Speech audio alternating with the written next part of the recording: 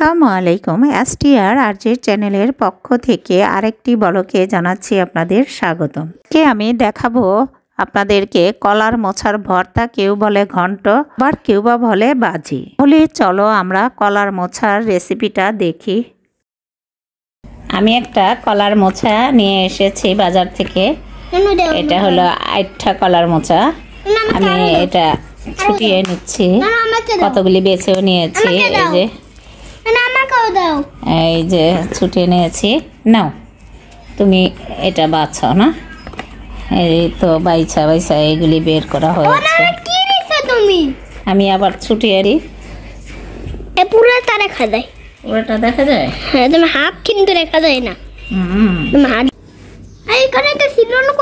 হ্যাঁ, ওইটা আমি কেটে নিব। আর আমার সাথে সব কিছুর মধ্যে হেল্প করে। এই যে দেখো, মন দিয়ে কি সুন্দর করে কলার থোর বাছতেছে। এটা এইভাবে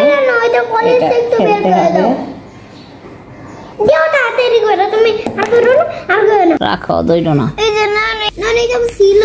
এই যে কত সুন্দর করে বেছে নিয়েছি, অনেক সুন্দর করে পর্যন্ত এইটা রয়েছে। এটা আমি কেটে নিয়ে নেব।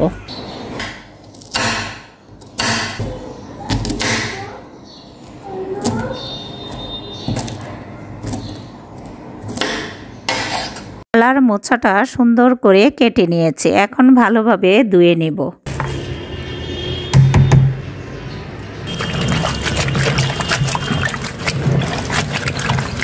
এইভাবে 2-3 বার ধোয়া দিয়ে নিলাম। এরপর একটা পাত্রে নিয়ে কিছু হলুদের গুঁড়া দিয়ে প্রায় সিদ্ধ বসিয়ে দিলাম। সাথে কিছু লবণ অ্যাড করে দিলাম যেন পানসা ভাবটা না থাকে। পর কিছুক্ষণ ফুটিয়ে সিদ্ধ করে নিলাম।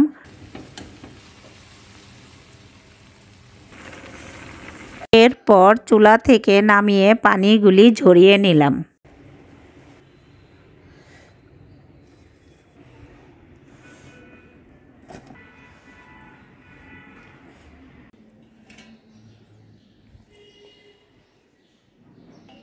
এখন আমি ব্লেন্ডারের জারে নিয়ে নিলাম ব্লেন্ডার করার জন্য।